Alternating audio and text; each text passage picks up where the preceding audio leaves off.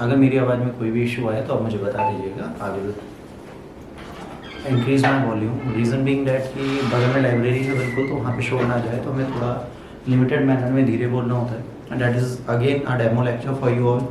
And demo lecture का means ये नहीं है कि इसमें आपको पढ़ाया नहीं जाएगा। You will get all important facts and concept जो आपके एग्जाम में आ सकते हैं और आपसे पूछे जा सकते हैं। तो आप इस चीज़ को बिल्कुल इग्नोरेंस में रखिए कि आपसे चीज़ें पूछी नहीं जाएंगी, जरूर पूछी जाएंगी। बहुत इंपॉर्टेंट सेगमेंट इसमें बनेगा। बेटा अगर कुछ बोलना है तो थोड़ी देर बाद बोलेंगे, ठीक? अगर कुछ बोलना होगा। देखिए हम आज बात जिसकी कर रहे हैं उस महानुभाव का नाम है भगत सिंह जी। भगत सिंह के बारे में अकेले नहीं पढ़ेंगे हम लोग, सुखदेव राजगुरु के बारे में भी पढ़ेंगे। 90% इंस्टीट्यूशंस आपको क्या करते हैं, भगत सिंह के बारे में तो बता देते हैं, but what about other?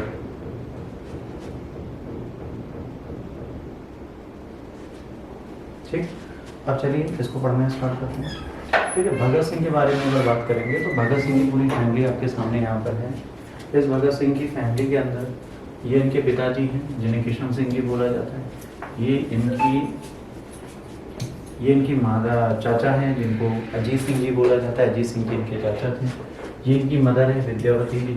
Kishan Singh father हैं जिन्होंने बहुत ज़्यादा चीज़ों को रेगुलेट और देखा और बहुत ज़्यादा परेशान रहे अपनी लाइफ में, इन्होंने ही देखा। तो ये पूरी भगत सिंह की फैमिली है जिनमें भाई बहन सब बैठे हुए हैं। और भगत सिंह जी के मरने के बाद इनकी जब मूवी बनी तो इनके भाई के से ही चीज़ें पूछी गई जो उस टाइम पे बहुत बुजुर्ग हो चुके थे, तो उन्होंने इसकी मूवी में बहुत बड़ा योगदान दिया।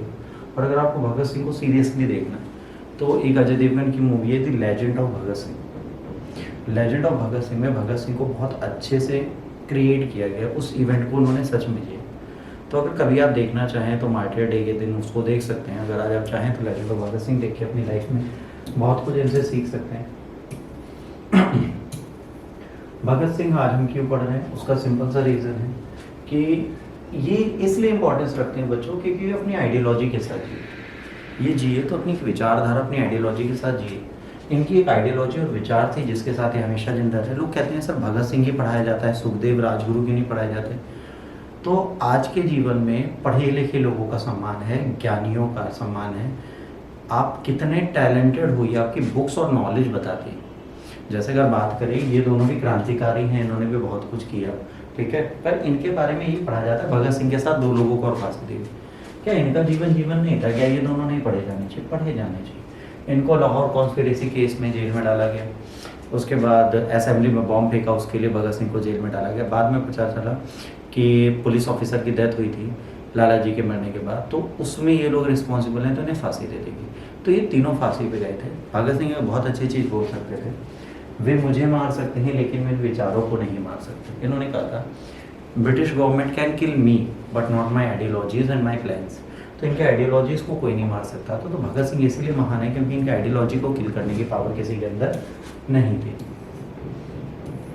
अब भगत सिंह को क्यों मारा गया इसके बारे में यहाँ दिख रहा है ना। इन्होंने मर्डर किया था किसी का, एग्जीक्यूट किया गया लाहौर में। फिर ये लाहौर की सेंट्रल जेल में इन्हें मारा गया था। मारने से पहले ये बहुत टैलेंटेड व्यक्ति थे, बहुत सारी पुस्तकें पढ़ते थे, फिर उनके बारे में हम डिटेल में बात करेंगे। पर ये व्यक्ति मारा गया, क्यों मारा गया, क्या बेसिक रीज़न बने? क्या भगत सिंह अगर जिंदा होते तो आज हमारे देश की आइडियोलॉजी कुछ और होती? बेशक आज भी लोगों ने क्वेश्चन मुझसे कई बार क्लासेस में पूछा है कि सर अगर भगत सिंह जिंदा होते गांधी के समय तो क्या पॉलिटिक्स कुछ और होती? और अगर सुभाष चंद्र बोस और भगत सिंह मिलकर देश आज़ाद करा दे तो क्या देश की आज़ादी कुछ और होती? देखिए बच्चों, देश की आज़ादी क्या होती, नन ऑफ आवर बिजनेस। आज की डेट में हमें नहीं पता क्या होता है, बट जो हमारे सामने है वो यथार्थ है। तो भगत सिंह अपनी जगह अच्छे हैं, सुखदेव अपनी जगह अच्छे हैं, सुभाष चंद्र बोस अपनी जगह अच्छे हैं, राजगुरु अपनी जगह, चंद्रशेखर आज़ाद अपनी जगह, जवाहरलाल नेहरू अपनी जगह, महात्मा गांधी अपनी जगह। याद रखिए अटल बिहारी वाजपेयी ने भी जनता पार्टी के समय पर यही बोला था कि पंडित नेहरू ने जैसे सरकार चलाई वो काबिल तारीफ, बट उसके बाद कांग्रेस खराब है। और इवन शास्त्री जी ने बहुत अच्छी सरकार चलाई। तो चीज़ें लालच सत्ता का जब आया तब दिक्कत हुई, जब तक नहीं आया कोई दिक्कत नहीं हुई। इनको लालच था ही नहीं सत्ता का, ये देश के लिए मरते चले गए। आइए भगत सिंह के जीवन के बारे में बात करते हैं। भगत सिंह का जन्म 27 सितंबर 1907 को ललायतपुर जिले के बांगा में हुआ। ठीक, ललायतपुर जिले के बांगा में हुआ जो अब पाकिस्तान में। उनके चाचा अजीत सिंह श्वान सिंह भारत की आज़ादी में सहयोग दे रहे थे। ये दोनों करतार सिंह सारवा द्वारा संचालित गदर पार्टी के सदस्य थे। भगत सिंह पर भी इनका प्रभाव पड़ा, इसलिए बचपन से ही अंग्रेजों से घृणा करने लगे। भगत सिंह करतार सिंह सारवा और लाला लाजपत राय से अधिक प्रभावित थे। करतार सिंह सारवा ने गदर पार्टी बनवाई थी और लाला लाजपत राय सबको पता है 13 अप्रैल 1919 के जलियांवाला बाग हत्याकांड से भगत सिंह का जीवन बदल गया। जलियांवाला बाग मास्केयर जब हुआ, उस हत्याकांड को देखकर इनका जीवन बदल गया और उन्होंने अंग्रेजों से लड़ने की कसम स्वीकारी। जब महात्मा गांधी ने अपना आंदोलन चलाया तो नेशनल कॉलेज, लाहौर का ही नेशनल कॉलेज है बेटा, म्यूजियम में कन्वर्ट हो चुका है, वहाँ की पढ़ाई छोड़कर 1920 में भगत सिंह महात्मा गांधी के अहिंसा आंदोलन में जुड़ गए और विदेशी सामानों का बहिष्कार करने का कार्य स्टार्ट कर दिया। इन्होंने क्या किया बेटा, ठीक है, इन्होंने 14 वर्ष की आयु में ही सरकारी स्कूल की पुस्तकें और कपड़े जला दिए और पोस्टर गाँव के लिए छापने लगे। भगत सिंह पहले महात्मा गांधी द्वारा चलाया गया आंदोलन और नेशनल कॉन्फ्रेंस के सदस्य थे, पर 1921 में जब चौरी चौरा कांड हुआ बेटा, और चौरी चौरा कांड में जब इनको आंदोलन वापस लेना पड़ा तो इन्होंने उसके बाद इनको छोड़ा और गदर दल का हिस्सा बने और चंद्रशेखर आजाद के साथ जुड़ गए। उसके बाद उन्होंने चंद्रशेखर आजाद के साथ मिलकर, ठीक है, अंग्रेजों के खिलाफ आंदोलन स्टार्ट किया। 9 अगस्त को शाहजहानपुर से लखनऊ के लिए चलने वाली 8 नंबर डाउन पैसेंजर को काकोरी नामक छोटे से स्टेशन पर रुकी, वहाँ खजाना लूट लिया, जिसे काकोरी कांड के नाम से जानते हैं। तो बच्चे ये काकोरी कांड बहुत इंपॉर्टेंट था। इस घटना के बाद भगत सिंह, राम प्रसाद बिस्मिल, चंद्रशेखर आजाद ये सब मिलके अंजाम दिया था। तो अब क्या होता है, इनकी धरपकड़, हिंदुस्तान रिपब्लिक एसोसिएशन एक ग्रुप था जिसकी धरपकड़ हो रही थी। तो इनके चाचा सरदार किशन सिंह ने पंजाब में इनको एक दूध की डेयरी खोल के दी और कहा यहीं रहो, अरे यहीं से काम। अच्छा, ये सब यहीं पे बैठ गए और इन्होंने खटाल खोल के दे दी, यहाँ बैठे रहे। अच्छा, इनके चाचा भगत सिंह की शादी भी करना चाहते थे, तो एक बार लड़की वालों को लेकर पहुंचे। भगत सिंह ने कहा मेरी तो शादी पहले से हो चुकी है मेरे देश से, तो मैं अब दोबारा शादी नहीं कर सकता। और भगत सिंह कागज पेन से लेकर दूध का हिसाब करते थे, पर हिसाब नहीं मिलता था। क्यों? सुखदेव खुद ही ढेर सारा दूध पी जाते थे, वो इतने भूखड़ थे कि सारा दूध पी जाते थे और दूसरों को भी पिलाते थे। अच्छा, भगत सिंह को फिल्म देखना और रसगुल्ले खाना बहुत पसंद था, याद रखना।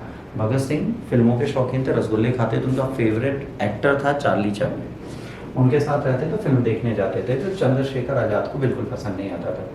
भगत सिंह ने राजगुरु के साथ मिलकर 17 दिसंबर 1928 को लाहौर में एक सहायक अधीक्षक थे, मतलब एसीपी थे, जिनका नाम था जेपी सॉन्डर्स, इनको मार दिया। ठीक, इनको गोली मार दी गई थी। इसका सीन आपको कई जगह मिलेगा और इसमें उनकी पूरी सहायता किसने की थी? चंद्रशेखर आजाद। इसके बाद 17 दिसंबर 28 को इनको मारने के बाद बटुकेश्वर दत्त के साथ मिलकर अलीपुर रोड दिल्ली में ब्रिटिश की तत्कालीन असेंबली, फिर बटुकेश्वर दत्त के साथ मिलकर भगत सिंह ने अलीपुर में एक असेंबली थी, वहाँ सेंट्रल असेंबली के सभागार में एक नॉन हार्मफुल बॉम्ब, मतलब हार्म नहीं कर सकता, उस बॉम्ब में कीले नहीं थी, सिर्फ धमाका करेगा, वो बारूद का धमाका फेंक कर उन्होंने हैंडबिल्स बांटे थे कि सरकार सुनती नहीं है तो इसको धमाके की ज़रूरत है। और ये उसका सीन है और ये सॉन्डर्स को जब मारा गया था तब का सीन। तो ये दोनों इंसिडेंट इनके सामने होते हैं, ठीक है। इसके बाद बेटा क्या होता है? इसके बाद भगत सिंह क्रांतिकारी, देशभक्त नहीं पर अध्ययनशील विचारक भी हैं, चिंतक हैं, दार्शनिक हैं, लेखक हैं, महान पुरुष हैं। 23 वर्ष की छोटी सी आयु में उन्हें फ्रांस, आयरलैंड, रूस की क्रांति के बारे में सब कुछ पता था, मतलब इतने अच्छे से उन्होंने पढ़ाई की थी। हिंदी, उर्दू, पंजाबी, अंग्रेजी, बांग्ला, आयरिश भाषा का उन्हें ज्ञान था। भगत सिंह भारत में समाजवाद के पहले विख्यात थे। भगत सिंह अच्छे वक्ता, पाठक और लेखक भी रहे। उन्होंने अकाली और कीर्ति 2 अखबारों का संपादन भी किया। 23 वर्ष की अवस्था में मर गए, इतना बड़ा काम वो करके गए।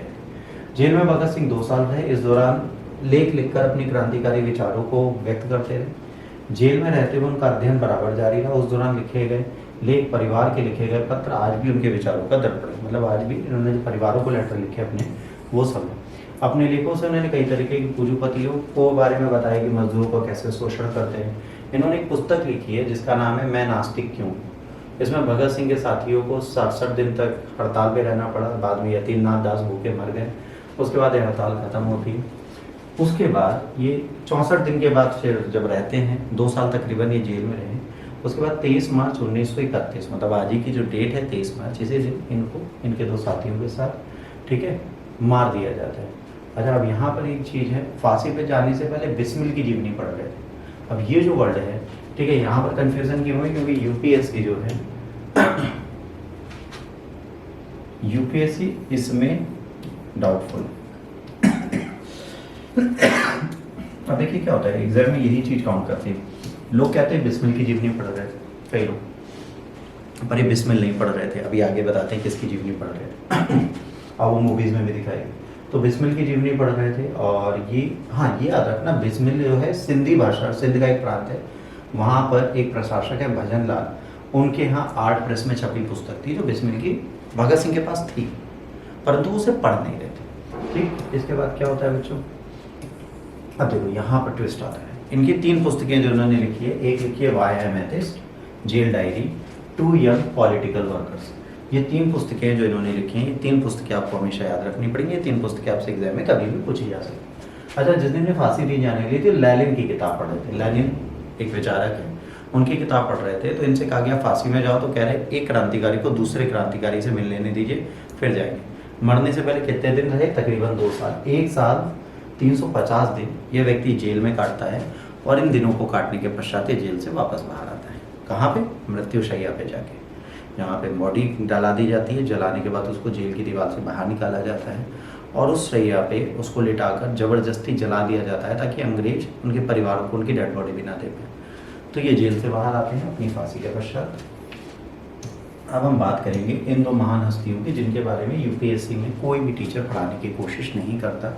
इनमें से एक का नाम है शिवराम हरि राजगुरु। शिवराम हरि राजगुरु जो हैं एक प्रमुख क्रांतिकारी थे। भगत सिंह सुखदेव के साथ इनको भी फांसी दी गई। ठीक है, ये राजगुरु साहब, ये जो है ये राजगुरु साहब। ठीक शिवराम राजगुरु का जन्म कहाँ हुआ था, पुणे में हुआ था 24 अगस्त 1908 को। उनका पूरा नाम शिवराम हरि राजगुरु है। उनके पिता का नाम श्री हरि नारायण, माता का नाम पार्वतीबाई था। बचपन से ही वीर साहसी थे, वाराणसी में शिक्षा हुई, क्रांतिकारियों के संपर्क में आए। राजगुरु चंद्रशेखर से प्रभावित हुए, सोशलिस्ट रिपब्लिक आर्मी में जुड़े और इतिहास में अपना नाम अमर कर दिया। ये अच्छे निशानेबाज थे, ये बहुत अच्छे निशानेबाज थे। ये अस्त्र बहुत अच्छे चला, मतलब बंदूक जो है उससे निशाना बहुत अच्छा मारते थे। जब पुलिस की बर्बर पिटाई से लाला लाजपत राय मर गए, तो उनका बदला लेने के लिए भगत सिंह सुखदेव राजगुरु ने प्लान किया कि इनको मारेंगे। तो इन्होंने क्या किया, राजगुरु के साथ मिलकर भगत सिंह लगे और लाहौर में पुलिस अधीक्षक सॉन्डर्स को गोली मार दी और खुद गिरफ्तार हो गए। 23 मार्च को भगत सिंह सुखदेव सेंट्रल जेल में फांसी पर चढ़ा दिया गया। इसके बाद सुखदेव था। सुखदेव का जन्म 15 मई 1907 को हुआ बच्चों। ठीक है, 15 मई 1907 को ललायपुर पाकिस्तान में हुआ। बचपन से ही सुखदेव के मन में देशभक्ति की भावना, गुलामी के जंजीरों को तोड़ना चाह रहे थे। इन्होंने भी दोस्ती की, भगत सिंह के साथ रहे, कॉलेज के छात्र रहे। सॉन्डर्स की हत्या में इन्होंने भगत सिंह और राजगुरु का साथ दिया। कॉलेज में युवाओं की भक्ति के लिए लगे रहे, स्वतंत्रता आंदोलन में कूदा और उसको प्रेरित किया। भारतीय स्वतंत्रता संग्राम में सुखदेव थापर एक ऐसा नाम है जो देशभक्ति के लिए बहुत इंपॉर्टेंस रखते हैं, गौरवशाली है। लाहौर में नौजवानों के साथ इन्होंने सभाएं आयोजित की और लाहौर में लोगों के अंदर देशभक्ति का जज्बा बढ़ा। पर यहाँ पर बात आती है, इन तीनों को फांसी दे दी गई साथ में। तो भगत सिंह सुखदेव राजगुरु इस इतिहास को बदलने के लिए फांसी पे चढ़े। 1928 की उस घटना के लिए सुखदेव का नाम प्रमुख है, जब क्रांतिकारियों ने लाला लाजपत राय की मौत का बदला लेने के लिए, है ना, जेपी सॉन्डर्स को मौत के घाट उतार दिया। अजीब क्रांतिकारियों ने दहला दिया। राजगुरु सुखदेव भगत सिंह को मौत की सजा सुनाई। 24 साल के थे सुखदेव, जिन्होंने विदा ले ली। 23 मार्च को इन तीनों क्रांतिकारियों को फांसी की सजा दी गई और ये मृत्युशैया पे चले। देखिए, बात यह आती है कि इन क्रांतिकारियों के बारे में हमें इतिहास में पढ़ाया नहीं जाता। यदि आप कभी ध्यान देंगे तो हमारा इतिहास कभी इन 3 हस्तियों के बारे में बात नहीं करता। हमारा इतिहास हमसे हमेशा कहता है कि भाई इनके बारे में क्या बात करें, हमें क्या ज़रूरत है इन लोगों की बात करने की। बट मेरा कंसर्न ये है कि क्या इन्होंने हमारे देश के इतिहास को बदलने की कोशिश नहीं की? क्या इन्होंने हमारे लिए कुछ नहीं किया? एज ऑब्वियस है, इन्होंने भी बेटा हमारे लिए बहुत कुछ किया। ये भी हमारे लिए बहुत इंपॉर्टेंट व्यक्ति रहे। और सबसे बड़ी बात है, सिर्फ महात्मा गांधी और के बारे में हमें ज़्यादा पढ़ाया जाता है। हमें आज तक चंद्रशेखर आज़ाद के बारे में बहुत कुछ नहीं पढ़ाया गया।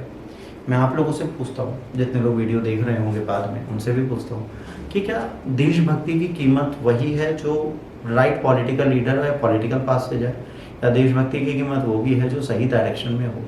दूसरा आपके लिए क्वेश्चन है जो शायद आप लोगों को समझ में आया और आप लोगों से लिख के लाओ मेरे लिए, क्या जो आज की डेट में चल रहा है वो सही चल रहा है? सबसे इम्पोर्टेंट चीज़ है, जो आज की डेट में चल रहा है क्या वो सही चल रहा है? क्या आज की डेट में जो भी चीज़ें हमारे देश में हो रही हैं वो सही है? क्या अरविंद केजरीवाल का जेल जाना सही है? क्या पॉलिटिकल उथल पुथल सही है? क्या हेल्दी राजनीति के लिए चीज़ जरूरी है? अगर ज़रूरी है तो क्यों, और नहीं तो क्यों नहीं? इनके बारे में आप एक बार R&D करिए। जनरल इलेक्शन के बारे में अगला लेक्चर जो मैं लूँगा, जनरल इलेक्शन का पूरा इतिहास, 1952 से लेकर ईवी मशीन से लेकर 1952 से लेकर 2024 तक के जनरल इलेक्शन के बारे में सारी डिटेल आपको दूंगा।